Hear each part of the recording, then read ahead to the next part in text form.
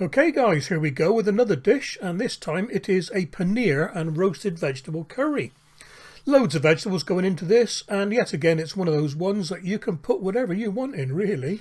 I asked a while back if people had any preference to what I cook. Mags Warrington said vegetable curry, Dan Eliker said a medium curry, and Barry Roberts said healthy dishes. And I hope this meets your criteria, guys.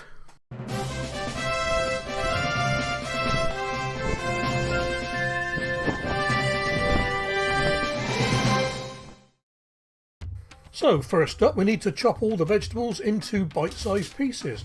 No point making them any bigger, so you have to cut them on the plate then. And they'll be roasted on a foil-lined tray in the oven. So little baby potatoes.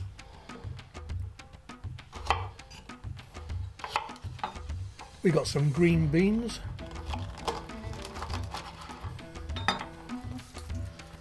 And some large garlic cloves. These aren't elephant garlic, they're just large garlic.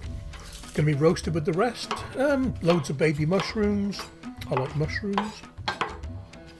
Red pepper. I'm just getting back into peppers, thanks Chris. And the last of my own tromboncino. Peel this one first before you cut it into bite-sized pieces. Carrots, cut all fancy. And cauliflower. Like I say, bite-sized pieces. You don't want to be using a knife and fork with this dish. It's a fork dish.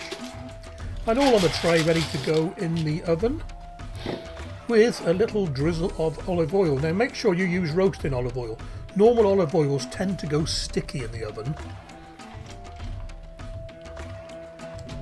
Around about 2 tablespoons should do it. Just trying to lightly coat the vegetables. And what I like to do is sprinkle a little bit of turmeric on the cauliflower.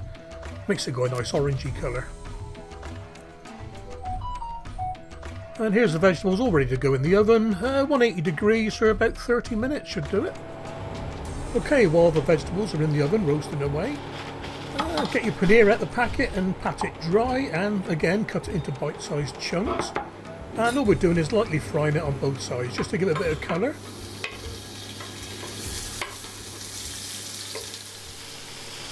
Yeah, so around about 2 or 3 minutes each side, and when you're happy, just a little bit of brown, you don't want to totally cook them.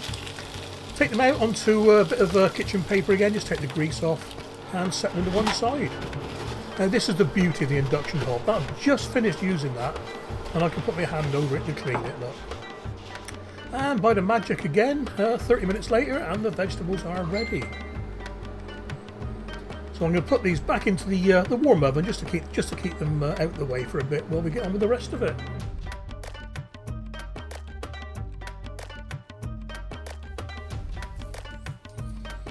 Right on with the curry sauce itself. We're just going to dice the tomato and the onion, nothing too fine.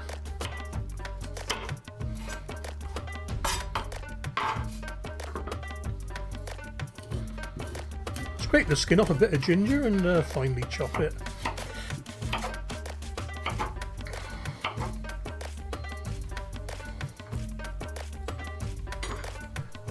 And get the skins off 2 small garlic cloves ready for pressing into the sauce in the pan.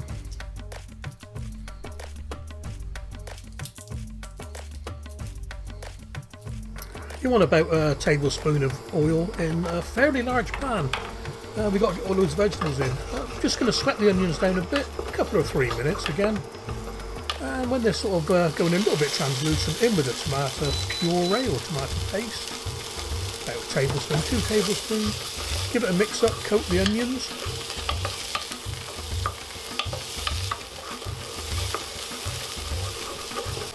In with 2 tablespoons of Garam Masala, which I cunningly made a couple of days ago. A couple of teaspoons of curry powder. And a teaspoon of turmeric.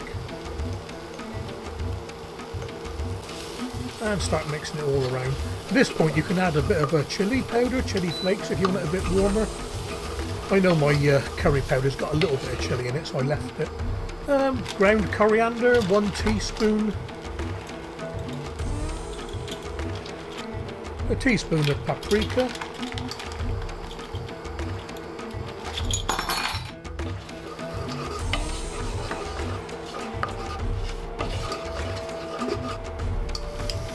In with the garlic and the ginger.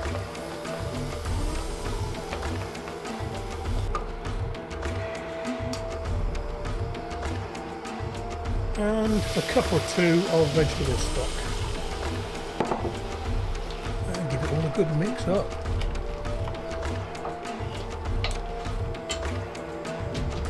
About a teaspoon of sugar. This just reduces the bitterness of the tomatoes a little bit. A bit of salt to your taste. And in with the coconut milk. And now it's beginning to look like a curry. And all we want to do now is just to get this boiling again, reduce it a little bit and let it thicken up. Just like that.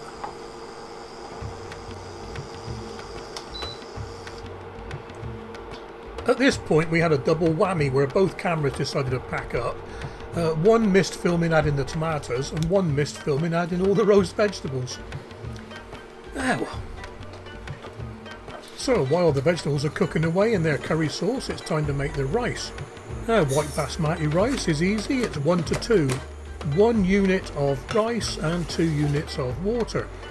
And what I've used is 1 cup of rice, 2 cups of water, and that will serve 4 people.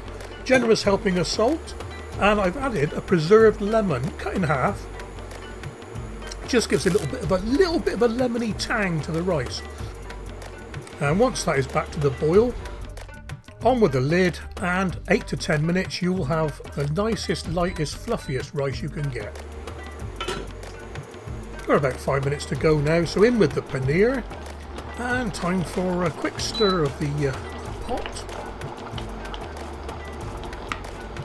And a crafty little swig of cider.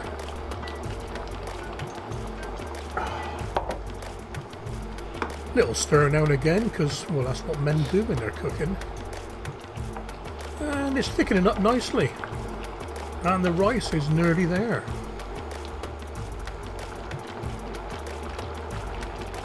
In fact, the rice is there.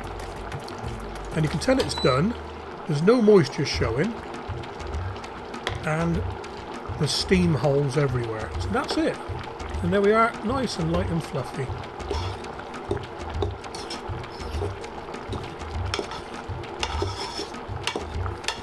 Right, last couple of minutes of cooking, so it's in with the soft greens, that's the broccoli and the spinach. I just let them cook just for a couple of minutes. You know, as you know, the spinach will wilt down and the broccoli will cook.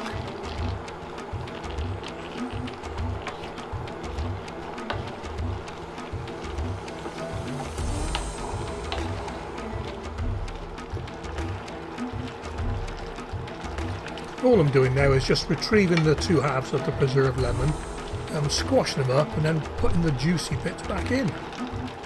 It just gives the rice that little faint hint of lemon. You wouldn't want to do it for a hot curry, waste of time, but I know my curry is going to be very mild.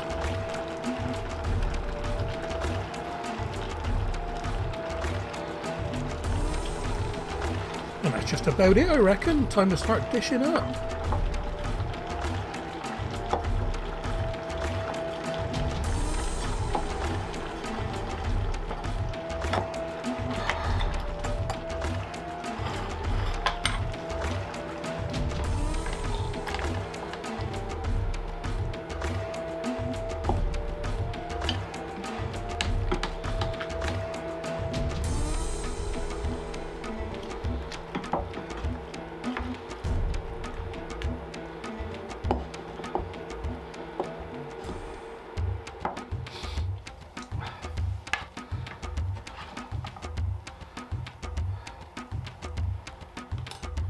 And you can dress the dish with whatever you want. I'm using a couple of spring onions.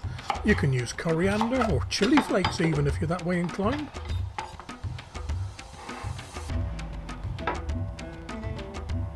And a little bit of extra sauce on top. You can see how much it's thickened up now, look.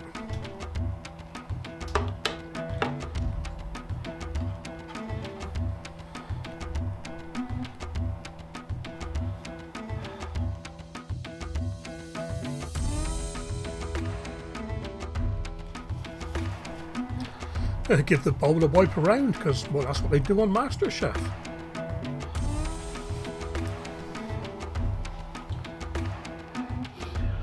Yeah, rice, nice and lemony. Not overpowering, but lemony. Let's just try a bit of well, everything if I can.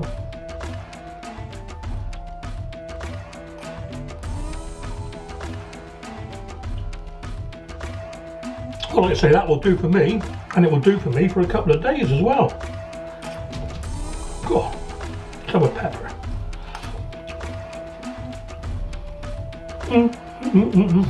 The roasting does something to the vegetables. It makes them that little bit more, I don't know really, palatable. No, that's not the right word, is it? Yeah, and the carrots aren't squidgy. No, I like that.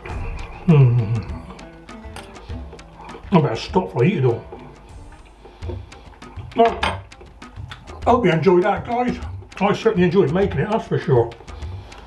Better get some containers now to put it all in. Oh. I like paneer. Squeaky cheese, we call it. Squeaky cheese.